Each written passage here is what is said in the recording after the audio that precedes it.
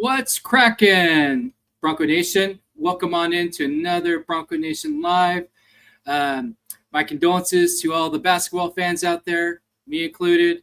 But welcome to another Thursday night edition. We've got postseason results, home events, and a lot to cover across the landscape for Bronco Nation. I'll be covering women's gymnastics, softball, and beach volleyball. And as always, I am joined by my co-host Sam Gillette of Sam Talk Sports. How the heck are you doing, man?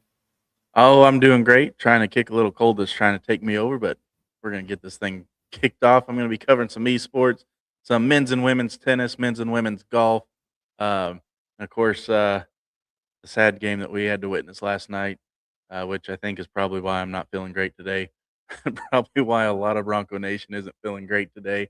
Uh, but before we jump into that, I do want to say that you guys have been awesome sharing out everything and getting subscribers. We're up to only needing 264 to reach that 1,000 threshold. And I don't have watch hours on me at the moment, but I know we still need them watch hours to go up.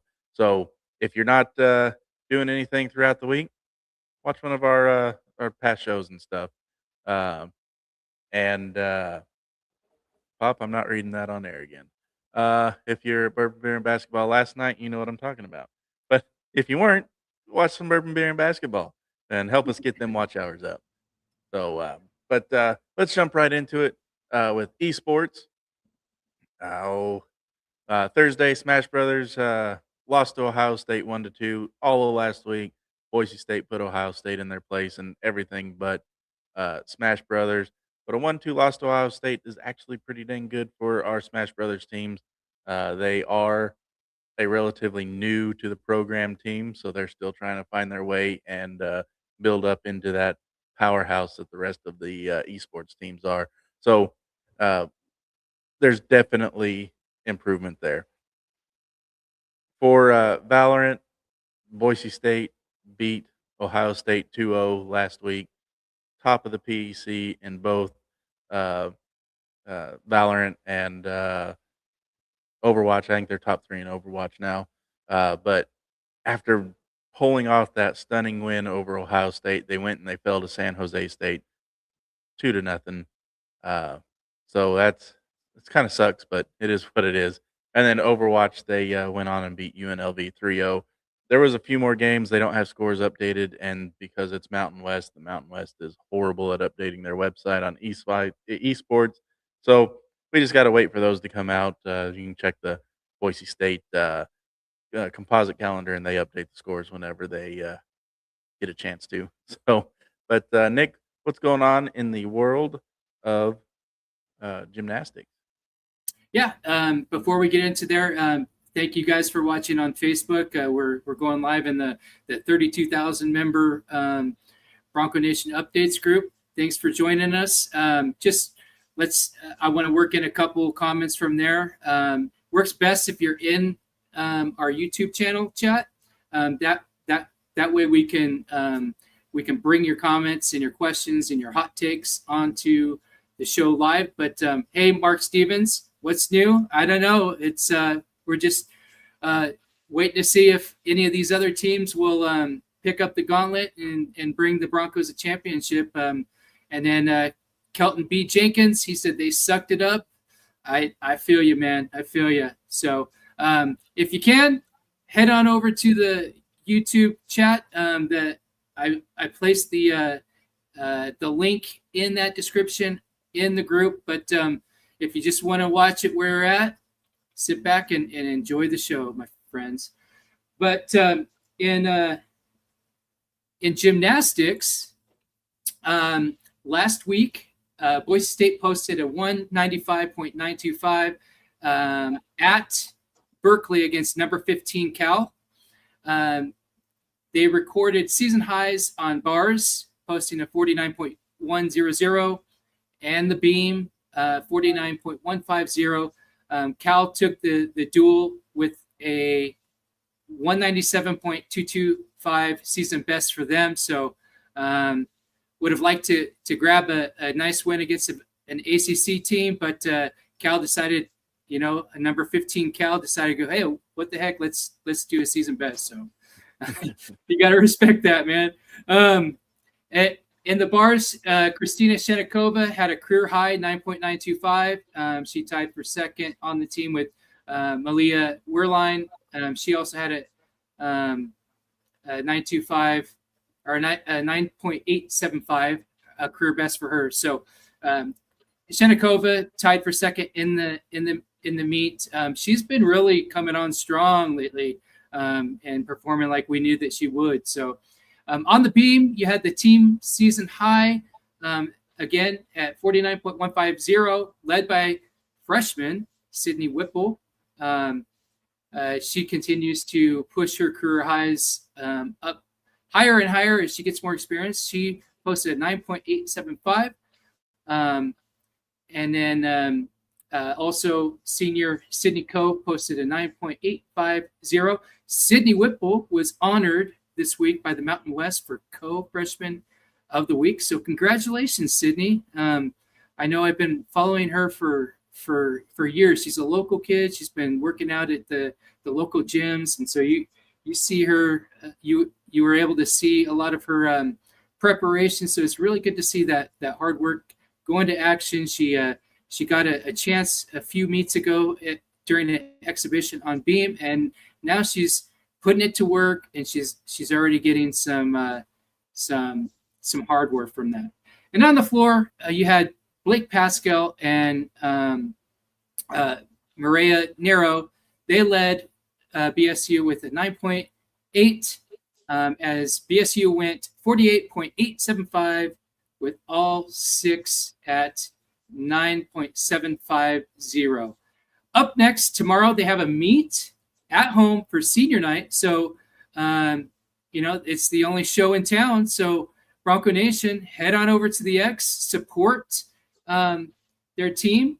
And they are taking on Southern Utah tomorrow night. And then they have another meet on Sunday against Stanford, another ACC powerhouse. So that's what's going on in gymnastics. But Bronco Nation, nothing else going on Friday night. Go on over to the X. You can find all that information on how to get the tickets. If you're following any of the social accounts on Bronco Nation updates or Bronco Nation, we have the link on any of those postings. Now I'll throw it back over to you, Sam. I think you have tennis. Yes, sir. The number 66 ranked Boise State men's tennis team. They won the Boise Spring Invitational Saturday afternoon. Biggest victory of the day over number 56 BYU. Really good, good wins there for the boys in blue. They opened up beating Idaho State 4-0, and then Montana 4-0, and then BYU 4-2. It would have been nice to get 3 4-0s, but 4-2 is not bad against the number 56 ranked tennis team in the nation. They did pick Idris Haddish, earned his 10th win of the single season. Stuart Aronson, and Philip Soderquist picked up their 15th win of the season as a pair, and Boise State picked up its highest ranked win since March 14th, 2009, when the Broncos defeated number 46 Cougars 4-3. Broncos have won their 17th straight match over Idaho, the Bengals, Idaho State, to improve the series all time 43-10, and they lead the series all time over Montana 43-1. Still behind with BYU, but they did pick up their 18th win and is now 24-18. Up next for the tennis team, they've got another monster weekend, another chance to get their highest top-ranked win. They got number 72 Cal Poly on the 13th, and Montana State also on the 13th before wrapping it up Saturday the 14th against number 38 Santa Clara. So good weekend for the men's tennis team coming up. Over for the women, or that's never mind, not the women. Hold on. Where'd the women go?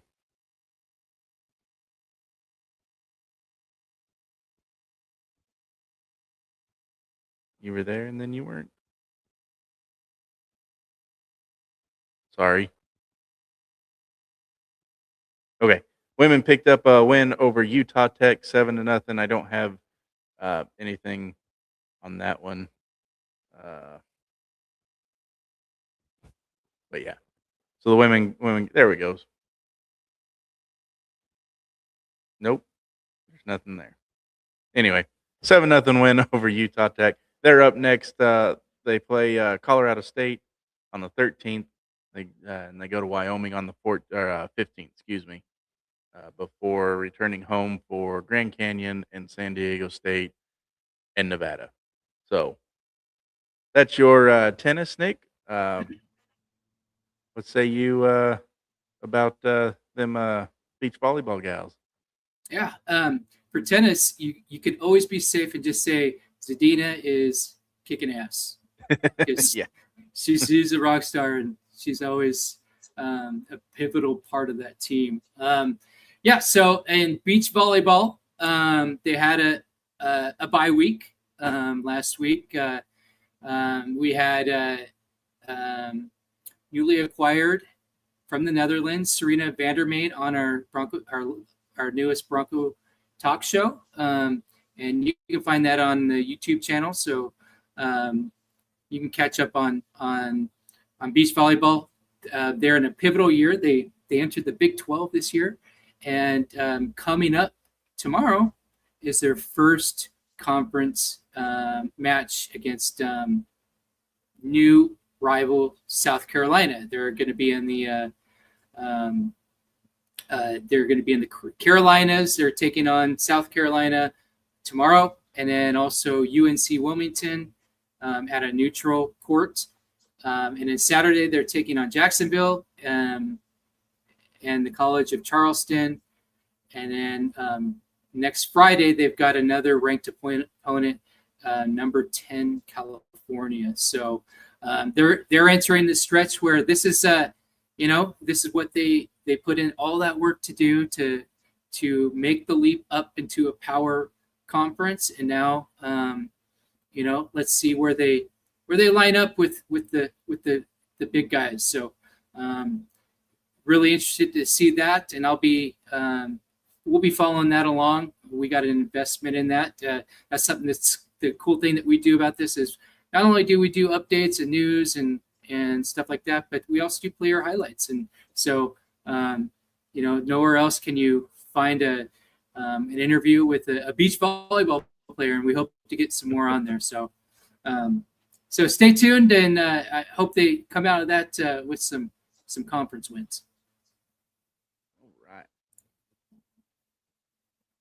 Over on the good old golf course, the ladies, they finished 5th in San Francisco at the which one was this? This one was the Julie Inkster Invitational, and they finished fifth there.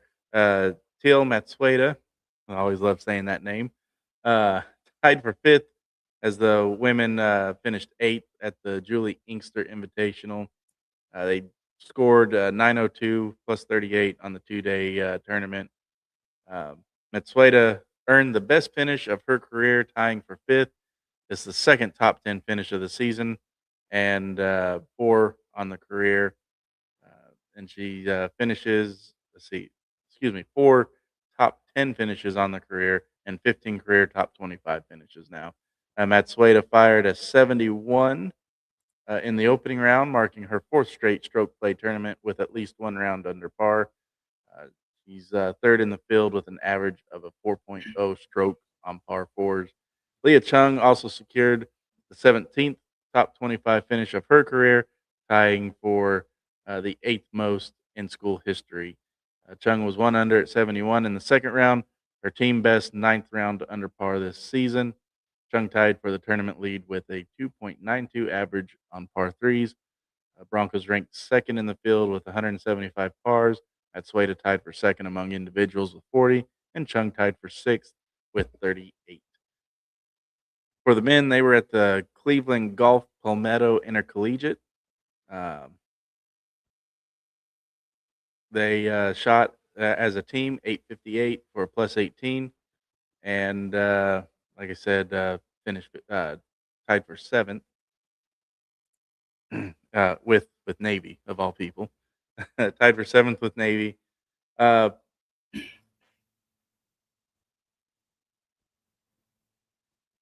Boise State owns they finished the tournament 7-6-1. Boise State owns a cumulative record of 66, 37, and 3. Cole Ruck led the Broncos and carded a 208 or a 2 under across 3 rounds, 67 on day 2, tying for the lowest score among all participants. Finishing the tournament in a 3-way tie for 8th, Ruck has 6 top 10 finishes on the season and has 16 for his career, giving him sole possession of second place for the most such finishes in program history. Chase Gorder collected his second consecutive top 25 and wrapped up the event tied for 21st. Gorder shot a 69 in each of the first 2 rounds, signifying the first time he's carded an under par score back-to-back rounds. So, men's team picking up where they left up in the fall, just trying to break their records. So, on to softball, Nick. I know there's a lot of scores out there we need to get to with softball. Yeah, a lot of action. But Bronco Nation, get those comments and those questions ready because we're going to get into the meat and potatoes on the second half of the show when we cover men's and women's basketball.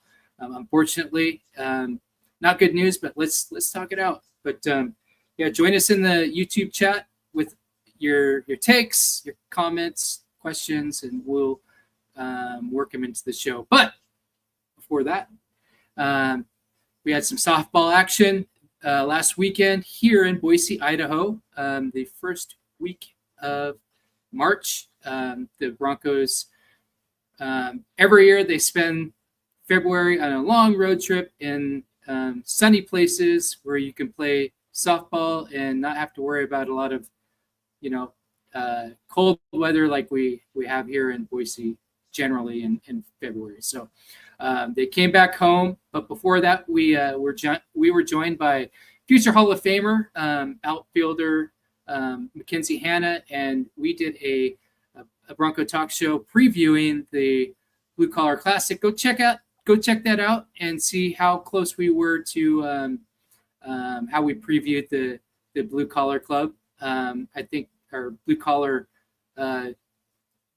Classic, and see how close we were. I think we were pretty close with the people we were kind of prognosticating. But they came back to town.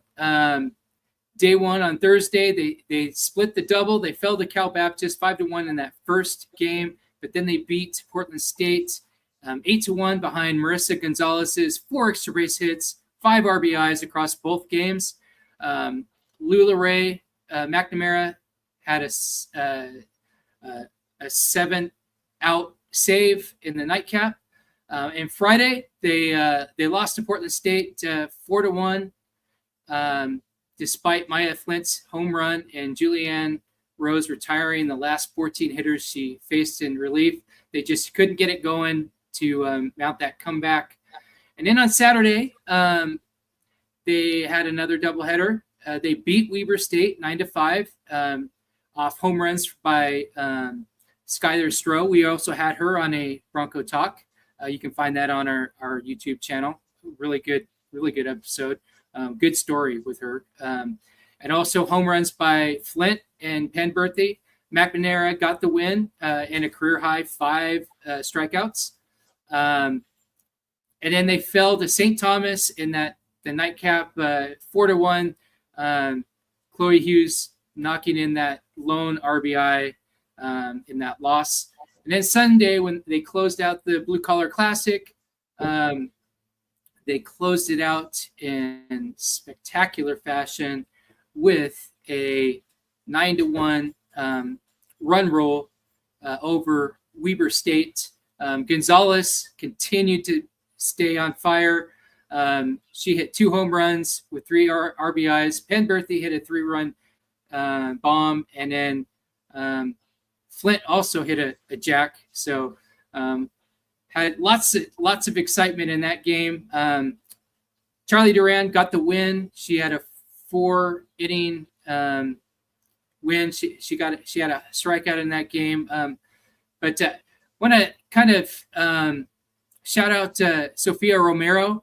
We talked about her during our Bronco talk with Kenzie Hanna, and Kenzie spoke highly of her. And guess what? She delivered during the weekend. She was very, very solid. So very happy with that. So overall, Broncos finished 3-3 during the Blue Collar Classic. Not bad. You would have liked to see a little bit more. You would have liked to see more wins being, at home, but we'll take it. And so they are, they're heading into this weekend, starting tomorrow, into conference play. They're taking on the returning Mountain West Conference tournament champion, regionals participant, the Nevada Wolfpack, in a road series. So hoping that they can go there and take care of business and show the Wolfpack, who's number one in the conference, and that's us. So anyway, Pop has a joke for you, Nick. What's up? What's a Chihuahua's favorite game? I don't know. Something with Taco Bell? I don't know. Miniature golf. Because Chihuahuas are small. Yeah. Short legs, man. All right. Well, we'll be right back after this brief break. Music and creativity come alive at Loretta's Music Studio. Loretta Dorn combines the joy of making music with the art of crafting beautiful wreaths and creations. Whether you're learning an instrument or adding handmade charm to your home, Loretta Studio is where inspiration meets tradition. For more information, go to the Serving Bronco Nation directory.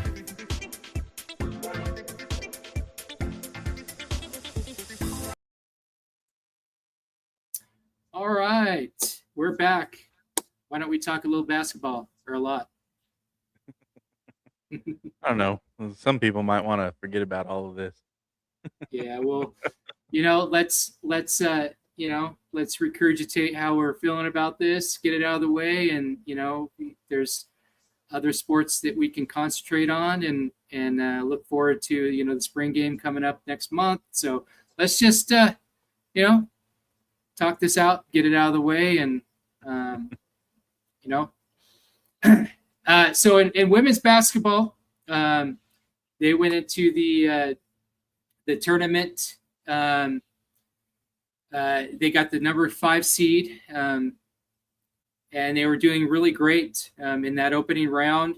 They they crushed San Jose State 68-51. Libby Hutton and Natalie Pasco both recorded double doubles as the Broncos advanced. Then they, in the quarterfinals, Boise State topped number 4, New Mexico. Head coach Gordy Presnell set the Mountain West tournament wins record with 23 that day. Everything was going great. You had in that same bracket in the tournament, you had number 1 San Diego State fall to Air Force. And then, but then after that, the Broncos met Air Force in the semis. So in that game, Air Force struck first. Emily Adams drove to the rim with a layup. Boise State responded with back-to-back layups by Libby Hutton and Danny Bays to take a 4-2 lead. This game was basically dominated by Air Force's Perry. She is probably considered actually, I think she got Mountain West Conference Player of the Year. But the Boise State Broncos, they fell. This one really hit hard for us because we've covered these four basically future Hall of Famers their whole career since they were freshmen, and to see them just fall in the semis and a gut punch, a 68-66 loss, really hurt me, and I know that it hurt several other, a lot of other people that follow the women. This really, everything was all shaping up to getting San Diego State out of the way. It was shaping out to be this year of destiny for the Fab Four, but they just couldn't get away from the pesky Falcons.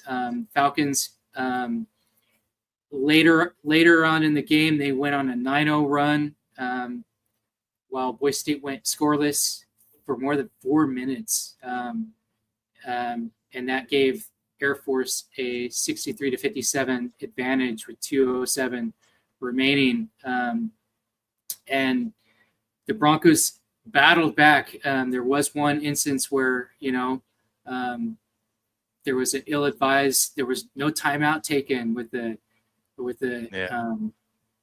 bringing it in from the baseline, and they were. It was a crucial moment. I would almost say that kind of. I think they had 3 or 4 timeouts at that point too. Right, and and that's kind of been my criticism against Coach P is he likes to hoard those timeouts. Well, and that when you're not getting anybody open and you're trying to get an inbounds pass, and you have to call a timeout when it's pushing up against 5 seconds, and he didn't.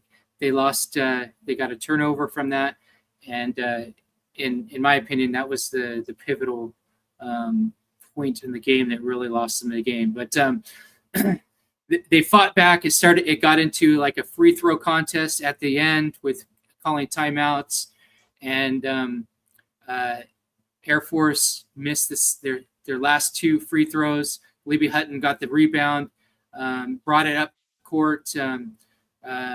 Danny Bays went up for a layup. She missed it. Libby got the rebound there. She maybe could have gone up. She was outside. She was had size over everyone there in the paint, and she was killing it. But she threw it to a wide open Maya Hansen. Maya Hansen's more used to dishing it out, and her first muscle reaction was to pass it. Went up for the shot and ran out of time, and the Boise State Broncos fell to Air Force 68-66. What a gut punch! And I really feel for Fab Four. I know that they really wanted this, and they wanted this for a long time. So to see him go out like that was a real heartbreaker. Yeah, all you got to do under the basket, just go back up. Go back up. You're right there. Oh, yeah, I feel you on that. And they had it to do all over again. She would have went right back up with it instead of kicking it out. But it is what it is. Yeah, and we did get a glimpse of the future. 3 players that will probably be emerging next year, and just from a glimpse is you got Mason Borcherding probably filling in that role that Tatum's leaving. You got Morgan Maldonado taking that guard spot, and that the role that Maya Hansen plays, and then you're going to have Libby Hutton. She's going to be a dominant force in the paint. Yeah. And then you've got some other pieces that Coach P will work in there with Libby. Kenna Garza has done well at center, and she can shoot the 3. Would like to see Libby Hutton put some work in on the 3. There was several times this season that she was wide ass open beyond the arc, and she just she's more accustomed going in and pounding in the paint, and would like to see her develop into hitting those, taking advantage of those those opportunities. So, but I think she's going to be a superstar next year. What do you think? Yeah, for sure. We have a comment from Pop, and I think this is going back to around the time you were talking about uh, Coach P not calling his timeouts. And Pop says, "Is it coaching or choking in that late game situation?" Well, in that case, you've got to have the time management, the clock management, the awareness on that. And he, even if he was attempting to get a timeout, you gotta be ready, right? You gotta know, you gotta have that situational awareness, and he knows that. And so, I mean, you've got to have that timeout. You got to be as close as you can to an official and ready to call timeout in such a critical area of that game, being down as they had been, taking the ball out from where they were and how Air Force was just swarming. They, uncharacteristic of this game is there was only 3-point shots by our shooters, and that's unheard of, and that just is a testament to how tight Air Force's defense, and knowing that you have to have that in the back of your mind even before the ref gives the ball to Tatum. There, you have to know that hey, there's a off. Yeah, sure, I like to keep my timeouts so that we can advance the ball, but you've got to know that after a game like that and the defense that they faced, that there's a chance where I need to burn a timeout. And so I would put this more on Coach P than I would on Tatum. What are you gonna? You can't. It's either you get a violation, or you throw it to Air Force and they go for a fast break and they get 2 easy points. So Yeah, it was a dominant performance in the paint though for Boise State. Let me gonna go on the fly real quick here. Let me see if I can find. Oh no, I already archived the file. Dang it! I was gonna find our player of the game for that one. oh, Yeah. Oh well. Let me. it was Libby. She had 25 points. Yeah, there it is. I was trying to get. I knew it was Libby. I was trying to remember the point. She had a great game. Dominated. Really. I mean, she was the offense. For most of the game. And it sucks that they coming back to it, but just go right back up with it. I don't think she realized how wide open she was there right at the end to be able to just go back up. I think she probably thought she was farther under the hoop than what she thought she was. And like I said, that defense was just furious. I mean, that shows you why they upset the number 1 seed. They brought it on. They wanted to advance, and ultimately Air Force advanced to the finals. But Colorado State won the Mountain West tournament championship, punched their ticket to the women's NCAA tournament. It's kind of a kick in the stick because Boise State had their way with Colorado State this year, and so. But they had their way with the Air Force too. Yeah, both games were like 20-point wins. Mm-hmm. They did. So, who else had their way with their opponent? Boise State had their way with San Jose State, the men's basketball team, all year long. And then what do? They lay an egg whenever it matters most. The bright spot, Javen Buchanan, 28 points, 13 rebounds for his first double-double of the year and his fourth 20-point game of the season. Yeah. And I'll say this, Drew Fielder, it shows that he's got 12 points, but he was non-existent basically the entire game. He picked the absolute worst game. Him and both Dylan Andrews picked the worst games of their careers to just not show up.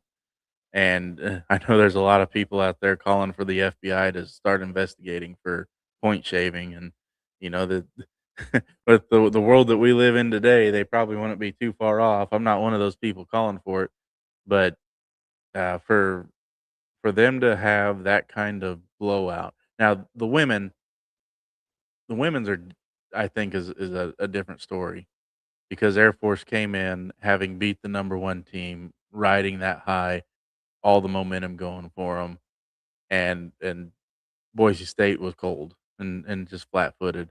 This was the opening round.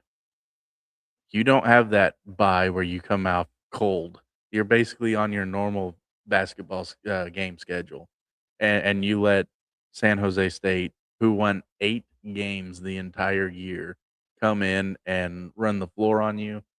It it's not a good look. Uh, like I said, bright spots. Javen Buchanan, 28 points, 13 boards, 2 assists, 2 steals. Andrew Meadow, he had his 17 points and 6 rebounds. Boise State made 25 free throws, though, and it's the 6th time the team has made 25 plus shots at the line this season. The 14 shots from the charity stripe in the first half was the most since November 17th, 2024, against Clemson. Uh, let's see. Fielder led the team in double-digit scoring games this season with 24. He barely got over double digits last night, and too little, too late fashion. And Andrew Meadow concluded the year scoring scoring in double figures in 6 straight games, the longest stretch of the season. It was really nice seeing Andrew Meadow start clicking at the end of the season. I wish he didn't disappear in the season. And I have a hard question for you, Nick. So this one's going to be one of those. Um, it's probably going to be controversial, and the people watching probably are going to say, "Oh, where did that question come from?" And that is, who did you vote for? I'm kidding. I'm kidding. Rapid fire. Let's go. No. Do you think because you had Andrew Meadow and Javen Buchanan, Pearson Carmichael, you had yeah, those 3 coming back. They're going to be presumed the big 3 for Boise State coming forward because of how much they contributed last year. Do you think bringing in Dylan Andrews and Drew Fielder messed with that chemistry, and that's why we saw that midseason just absolute fall apart before they started putting it all back together? Do you think that kind of somewhere in the way that that dynamic worked, it didn't work? There's a few things to consider, right? You got the 3 coming back. They had a tight bond with Tyson Degenhart the year before. They established roles for themselves. Javen Buchanan won 6th Man of the Year. Coming in, he's like, all right. Of course, these are 18 to 23-year-old young men. In a sport, you have to have a certain amount of pride, right? Or else you're probably not going to perform. You have to have some pride, but you also have to care for your teammates. So I could see a little bit of that coming in, especially with the fact the good thing about it is with those 3 athletes, losing losing the starting point guard from last year. You had Dylan Andrews come in, so he's not really stepping on their toes. He's coming in. There's a need there. He comes in at points. You got Drew come in.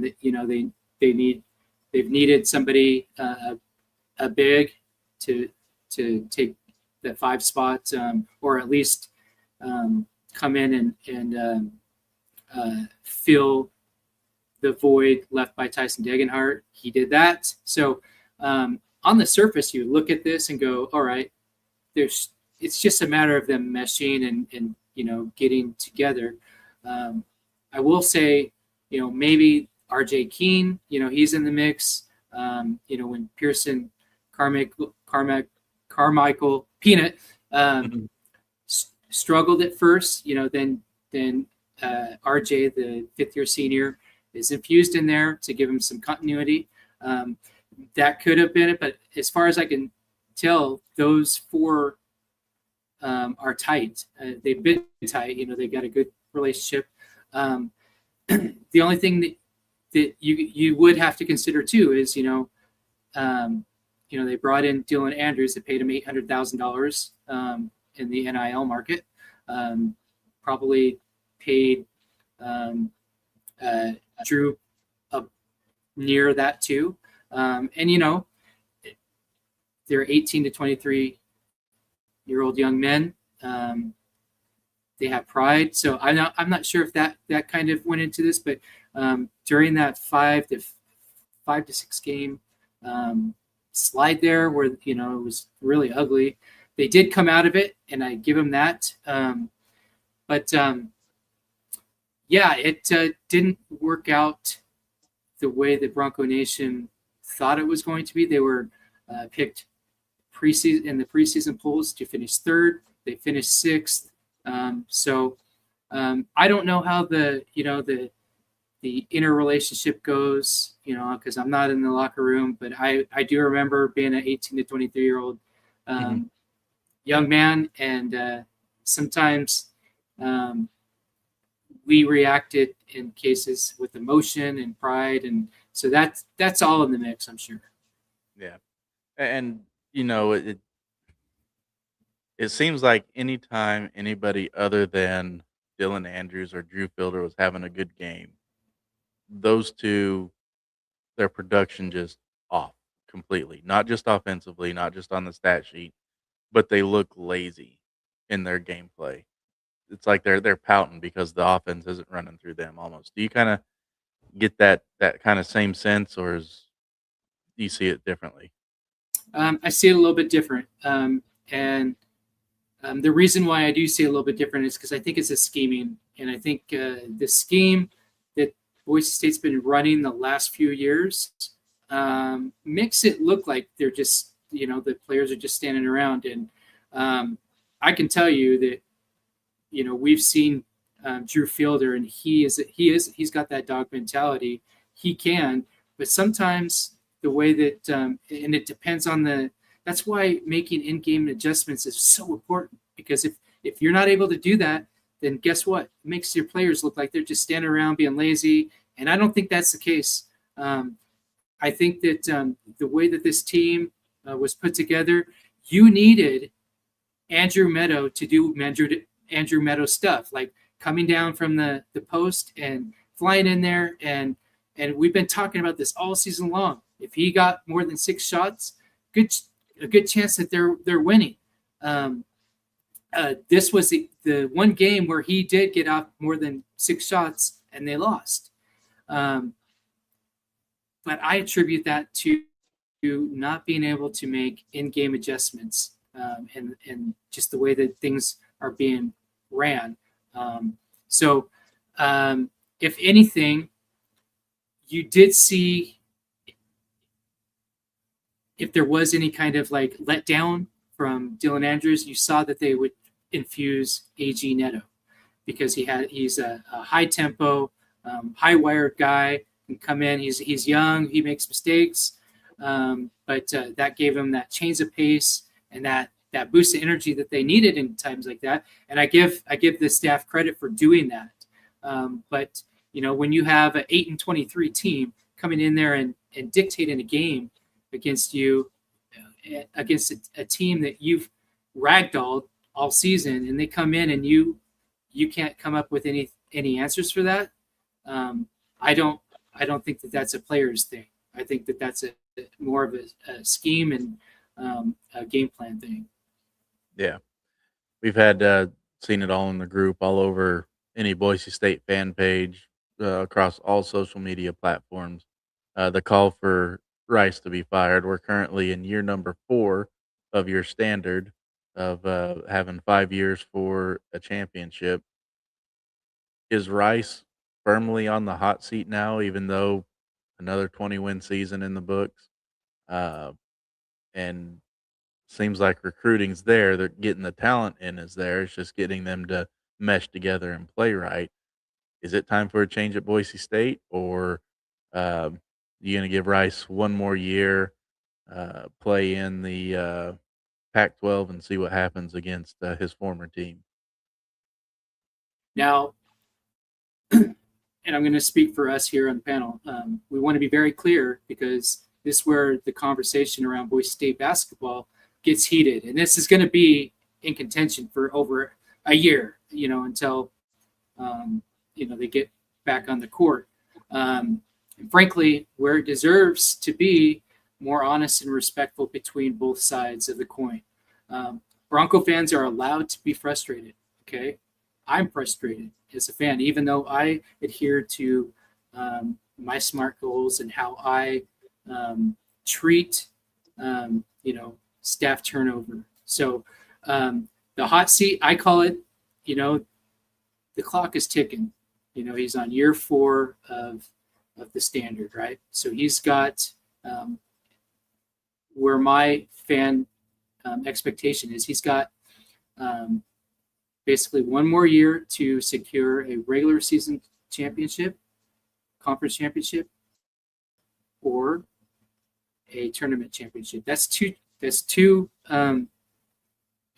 opportunities to make good on what the standard is, and that's the standard for Boise State. You go into each season with the goal to win the conference, and you have to, and if you win that regular season conference, a good chance that you might have a path into the NCAA tournament, even without winning the tournament championship. But just the way that for the last, decade, the best shot that Boise State has been, you got to go to the tournament and win it, or else you can't leave your future up to the committee to make. And that's how you get into the Dayton, and stuff like that. That's how you get pinned against a really good Memphis team, or FAU, or whatever the case is. You go into each season, and all the sports of Boise State, with the goal of winning a conference championship. So the clock is ticking. I wrote about it before this season, saying, hey, 2027 is the year. The last championship that they won was when they got the double straps in 2022 and Tyson Degenhardt's freshman year. So, but I want to address both viewpoints. So, both viewpoints. If you're a fan who supports the coaches and players regardless, that's valid. If you're a fan who's frustrated, you pay good money and you go to these games and you feel like there needs to be a coaching change, that's valid too.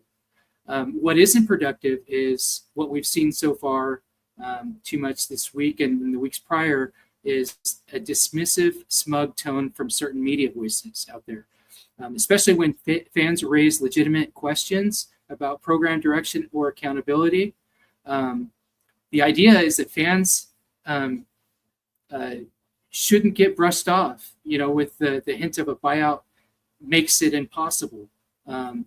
That's not only lazy, it's incomplete, because if the school wants to make a change with any coach, they can find a way to make it happen. It doesn't matter if it's 1 million or 5 million. There are mechanisms that can be put in place, like deferment strategies that can absorb a 5 million obligation over time without crippling the athletic department. The AD knows that. Media knows that. I want fans to know that. That is valid. That doesn't mean a change should happen, but it absolutely means the conversation should not be shut down. And as fans, what frustrates me is, I'm a fan. I do cover all the sports. We cover the sports here. And what's really disheartening to me is when media trolls the fan base because they have a different opinion than them. Here at Bronco Nation Updates, we will never do that. We respect your opinion. We'll have a great discourse with you and weigh everything in there. And like I said, if you're a fan that supports the players and the coaches no matter what, or if you're a fan that's frustrated and wants to see a change, the answer is yes, it's valid on both of them. So I just want to be clear. Our stance is we're consistent and measured and documented. I put that standard out 2 years ago because I used to be a freaking fanatic. Like, I used to go out on emotional tangents. If we were 10-0 and we lost the game, I would want to take everybody's head, and that's no way to live. That's as a fan, you're living in turmoil that way. That means every second it's like live or die. And I didn't like living like that. And my breakthrough came when we got our asses kicked against Baylor in the bowl game. Prior to that, we had done awesome in bowl games. We've been winning Power 4 teams, and man, I just went through I was an emotional wreck after that game. So that's when my mindset shifted into this 5-year SMART goal framework, where I've clearly outlined at bronconationupdates.com /BNUNW0001, or just use the search feature in the website and put in the standard. Hope you'll read it. Hope it puts everything into a better big picture for things, and delivers a better emotional center that's happened to me in the last few years. I think that's the way to go with these things. And in there, there's going to be times where, a coach loses the locker room, and it's imperative that you make a change. We saw that in 2023 with Coach Avalos. He definitely lost the locker room, and change needed to happen. And guess what? Change was made, and that's what springboarded our back-to-back Mountain West championships in football. So that's my hot take and my end of rant. We do have a question from Pop. How is all of this, and this came in just before your monologue there, how is all this going to affect recruiting with the coaching and losing in the first round of the conference tournament? I think the immediate effect that we're going to see is, and I hope I'm wrong, but I think that the immediate effect that we're going to see is people bouncing, right? I hope that we can keep Drew Fielder. He's a Boise kid, and I want to build around. I want the program to build around him. I hope we can keep him and Meadow and Carmichael. I hope that the coaching staff can do whatever they can and building those relationships up to the the transfer portal door opening. But Coach Rice did say in his post game conference that in that time frame he is going to be searching for dogs. I hope he does. I hope that he can find the right pieces. I hope that we can retain that core of pieces, because I really do feel like if I think having Drew Fielder in there, and I think having a leader in Andrew Meadow, we saw sparks of it with Meadow leading. That team can be really successful. Those two pieces, I think, are key. I think, if anything, if you're going to keep two pieces, those are the two pieces I'd like them to keep, as well as the other two key pieces that we need is Spencer Aarons and Von Bohm. We need to keep those two guys, and if we can keep those, and he can do his thing in the transfer portal and find those dogs, and I'll write about this some adjustments that need to be made about some of these schemes, and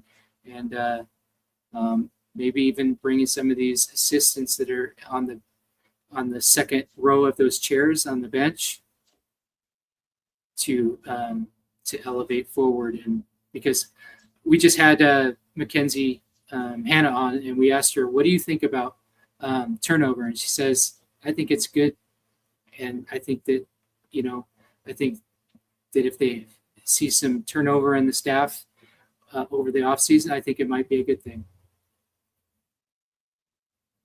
All right.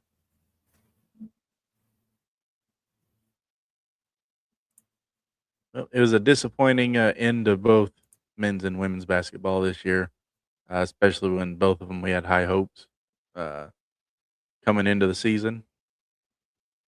Who's going to be the next team for Boise State that gets us over that hump of wanting national recognition without falling flat just before we get it? Well, you know, we've been covering all the teams. That's something that we pride ourselves in. We cover all these programs, not just when they're hot, and we're not Klingons when times are good. We're there.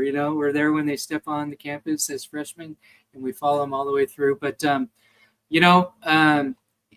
gymnastics team is, we've been covering that. They're younger and they're working some stuff out. The softball team's really young.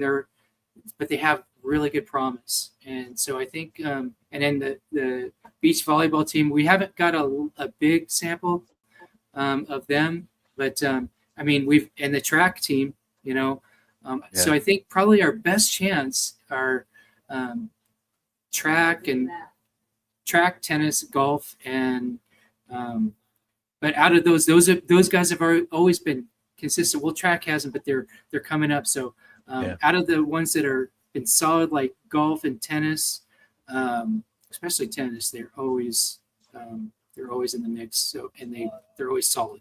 And with Zadina over there, you can with her cruising, you can cancel Christmas. So, but other than those team, I think the two best chances to see another championship would be track and field. You got Landon and the other athlete in the indoor finals. Kaya Robertson. Kaya, yeah. Yep. So we could actually see something special with them this weekend, I think. And then, but then when they go into the outdoor, I think they're gonna make a big splash. I think it's gonna be a pivotal moment for that program. They're brand new, rebuilding that program. But other than them, I think beach volleyball could do it. Wouldn't that be something? They win. Yeah. They win a Big 12, their first. That'd be nice. Yeah, but don't rule out the softball team. They have two top 15 wins and with this very young team. So I think I would love to see them. With softball, I'm most impressed with their pitching staff. They came in a relatively unknown coming into the season, and I mean, yeah, they're young and unproven, but they're starting to prove themselves, and they still make mistakes because of their how young they are and the inexperience. But they're getting into it, and I really think if we can hold that staff together for the next 2 or 3 years, we could see regionals and beyond. Yeah, and and that's the promise that I've seen from that team is it wouldn't surprise me if they won the either the regular season championship or even won the tournament. And this all starts tomorrow. I'd love to see them sweep the Wolfpack. Anytime that you can make a Nevada team cry, I'm all for that, man. Yep. Speaking of Nevada crying, I believe UNLV got curb stomped by Utah State tonight. So, yeah, yep. So what do you got going on lately, and what do we got to look forward to coming up? Well, I'm meeting with Todd Sandberg from Todd Talks College Football this weekend. We're going to hash out some UFL show. It's going to be here on Bronco Nation Updates YouTube channel. So if you're like some spring football action, the UFL, maybe a future expansion team coming to Boise in the next couple of years. So if you want to get in on the ground floor and figure out what UFL is and what it's doing and how it works, then We'll have show details on that coming out soon. I believe the season kicks off March 27th, if I'm not mistaken. So we'll have show times sometime around there. We'll keep you posted on that. Again, all of that helps Boise State. So uh, by doing it on this channel, it helps that watch hours, and it helps for anyone that comes over and subscribes to it. It'll help boost those numbers, even if they're not there for the Boise State side of it. It still helps the NIL fund for Boise State. So, not sure what's going on with UFL, but want to help Boise State? Tune in. Hey, you might learn something. You might find that you like the spring leagues, and whenever it does expand to Boise, hopefully, maybe you'll already have inside knowledge of what's going on and ready to rip forward with it. Other than that, we're preparing for our next episode of Bourbon Beer and Basketball. It will be right in the middle of playing games for the dance, the big tournament. So come on out next week. Live If you updates. want, yep. And if you want to be part of the Bourbon Beer and Basketball Challenge, search Bourbon Beer and Basketball using an ampersand and no commas on ESPN. Password is BBB 2016 exclamation point. And yes, I know it says 2016. I meant to put 2026, but fat thumbed it, and that's what you get. So, uh, and I caught it right as I hit the button, and so it's one of those deals like, well, that's what it is now. So, Bourbon Beer and Basketball, ampersand, and no commas, uh, BBB 2016 exclamation point. There's going to be right now just a plaque for a prize. They will mail you a plaque that says uh, Bourbon Beer and Basketball Champion or something along those lines. And I don't know, there might be some other stuff. Nick, what do you have as far as the Bronco Nation updates bracket challenge? Um, I, you know what? I think maybe we should just make it, we'll make it simple and just, if you could do me a favor and post your link, and let's roll with that, man. I mean, Yeah. I've been having fun with the BBB, and I'm happy with the ESPN bracket. Okay, I'm gonna put you on the spot then. Are you gonna put up anything for top prize? You could say Maybe no. let me see what I can find. Maybe I can conjure up somebody to sponsor something, or maybe just some merch or something like that. But Might be some yeah, Bronco Nation update merch, maybe some Boise State merch. So stay tuned. yeah, And, maybe yeah. get some supplies. Maybe I'll have them pick whatever they want on the store on the website. I forget about that. We actually have a store on the website, so they can pick. Yeah, that might be a good idea to put up. But I really like the variety of content. I'm like I'm sure you are, and many of us are consumed with Boise State. So doing these, consuming content other than Boise State is kind of refreshing to me, and especially like if UFL, it sounds like they probably most likely will expand to Boise State. I mean, why wouldn't you? Like, why wouldn't you play football on the blue? I mean, Right. You got to do that. But yeah, if you can post that in the group, and let's have fun again this year with that. I always enjoy that, and that'll get our panel in the mix too. And then it's just another opportunity to connect with more fans across the globe, man. It's awesome. Yep. It's an awesome deal. I'll have full links and graphics and everything set up and ready to go. I'll probably post it out Sunday, sometime between Friday and Sunday. Uh, I'll get started on the graph. I've already started on the graphic. I'll get finished with the graphic and then go from there. But it'll take a look for it this weekend and join us. And if you want to go ahead and take a look at it now or start your brackets now. I know the teams haven't even been picked yet, but if you want to go ahead and register Bourbon, Beer, and Basketball using the ampersand for the and sign and no commas, password BBB 2016 with an exclamation point. So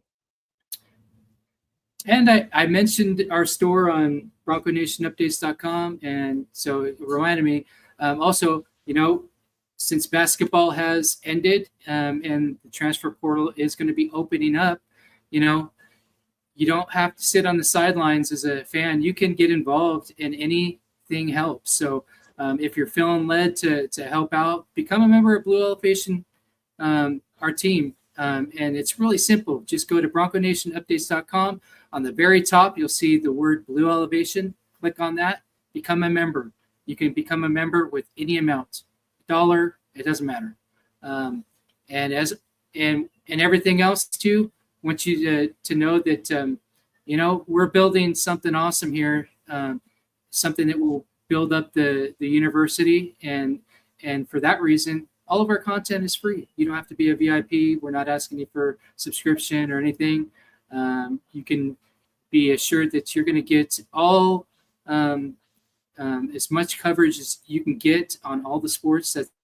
That's our passion, to get that to you. And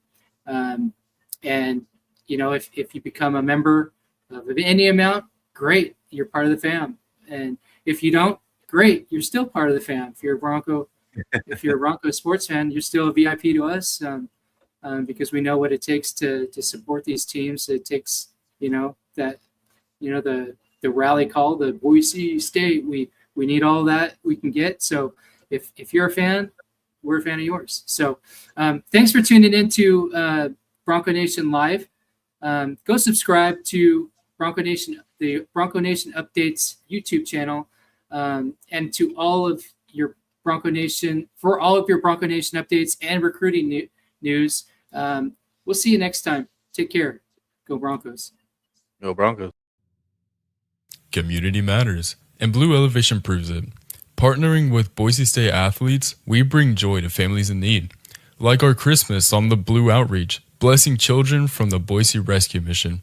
Together with Bronco Nation, we spread cheer, hope, and support at home and abroad. Blue Elevation, where community and compassion meet. Give at BroncoNationUpdates.com/become.